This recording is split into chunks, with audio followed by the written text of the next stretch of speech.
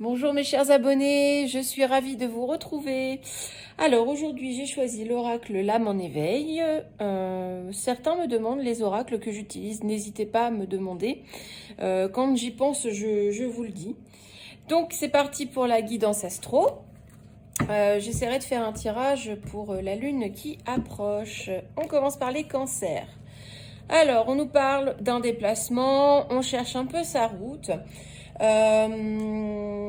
Oui, c'est essentiellement ça, là, pour le moment, là, les cancers. On parle d'un voyage, peut-être d'un déménagement, d'un changement, un changement de direction. Alors, c'est sûrement un déplacement qui va vous apporter, comment dire, une opportunité. Alors, quelque chose qui va amener une ouverture, une opportunité. Ça peut être aussi, comment je dirais, un changement de direction qui va vous permettre de débloquer une situation, en tout cas de trouver une solution. Donc voilà, un voyage positif pour vous, un déplacement positif pour les cancers. Les scorpions, alors on nous parle du chakra sacré. Alors, je cherche un peu mes mots aujourd'hui, excusez-moi. Donc le chakra sacré, c'est ce qui nous parle de joie, d'harmonie, d'épanouissement. Donc on nous dit que ce que vous entreprenez, c'est un peu plus facile lorsque ce chakra il est quand même équilibré. Donc voilà, c'est rester serein, c'est être en harmonie avec soi-même. Et notamment avec le soutien d'autres personnes. On est vraiment on nous parle d'être soudé avec quelqu'un, d'être en harmonie avec ce chakra sacré, d'être soudé, de faire preuve d'avoir un lien profond, une discussion, être dans le partage, dans l'harmonie et de trouver un équilibre. Donc voilà, vous allez retrouver l'épanouissement avec quelqu'un avec qui vous avez un lien fort et vous allez être davantage dans un lien peut-être plus en équipe, plus en partenariat et il y aura un soutien mutuel. Voilà, en tout cas pour votre plus grand bien, puisque vous du coup vous allez rééquilibrer votre chakra sacré, donc ce qui va apporter davantage d'harmonie. Voilà pour vous les scorpions. Ensuite on passe aux gémeaux. Alors les gémeaux, on nous parle de la tentation. Alors la tentation, écoutez, ça peut vouloir dire ce que ça veut dire, tout simplement. Ça peut être aussi des excès, des addictions, voilà. Peut-être aussi une envie à assouvir. Donc voilà, ça peut être tout un tas de choses, on va continuer. On nous parle du pardon. Donc peut-être que vous avez été tenté, qu'il y a eu des désirs, des pulsions que vous n'avez pas réussi à contrôler. Et là, on nous parle de pardon, donc quelque chose, peut-être que vous avez à vous faire pardonner auprès de quelqu'un, puisque ce que vous avez fait lui a fait du mal ou vous a fait du mal.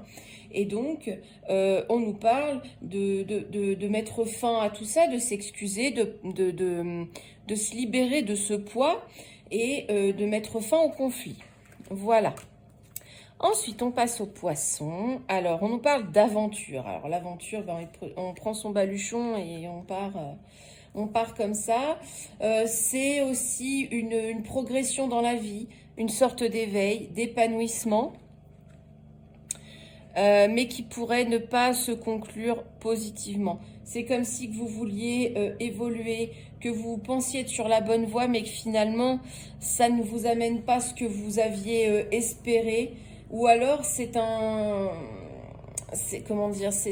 une décision qui va vous faire échouer à un moment donné. Donc en fait, cette aventure que vous allez entreprendre, vous avez entrepris, ne sera pas concluante dans l'immédiat, en tout cas. Poisson, j'ai l'impression que les énergies sont un peu moyennes en ce moment. Les lions, on nous parle d'une union, d'un partenariat, d'amour. Voilà. Donc ça, c'est la première chose. Donc vraiment, on est centré sur un couple. Voilà.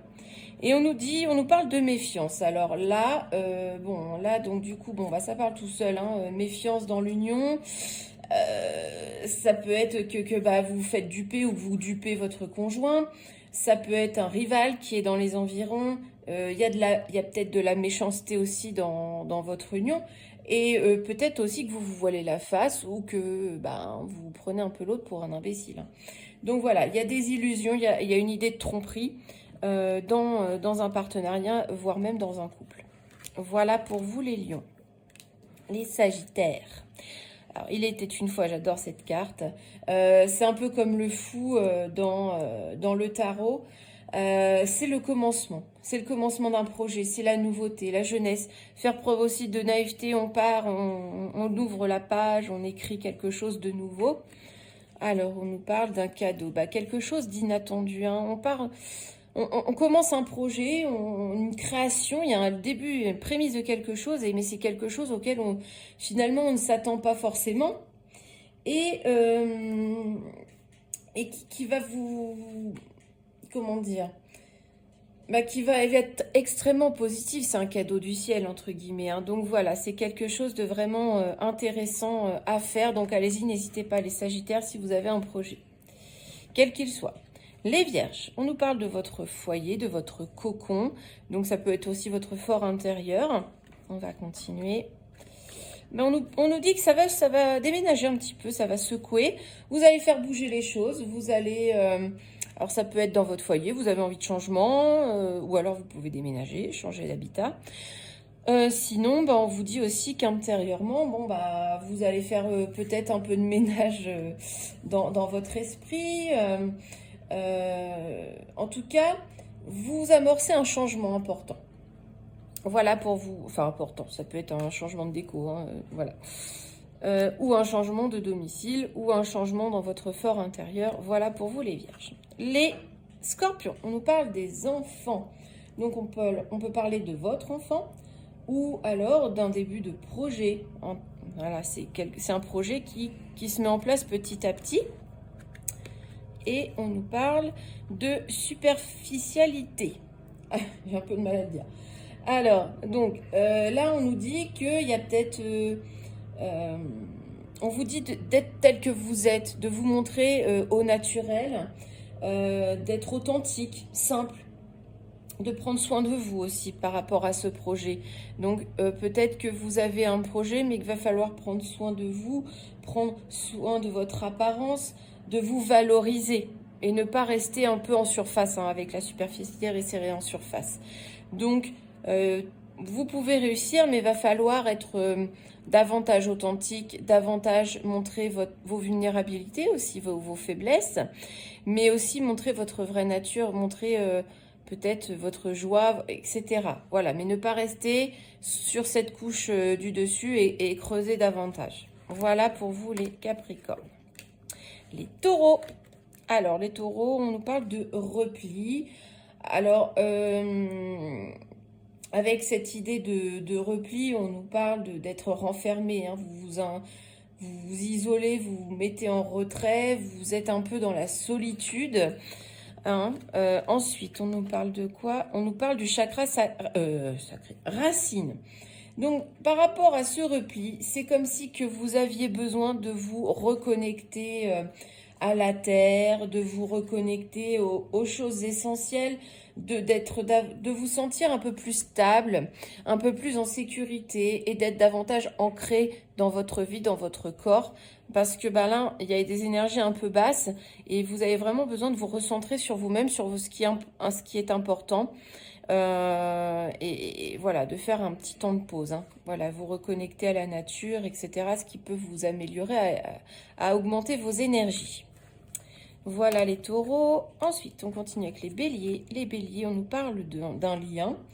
Alors, le lien, ça peut être un attachement à quelqu'un, une union, hein, un lien avec quelqu'un, un être cher, un partenaire, ou peu importe le domaine. Hein. Et on nous dit qu'il y a une protection.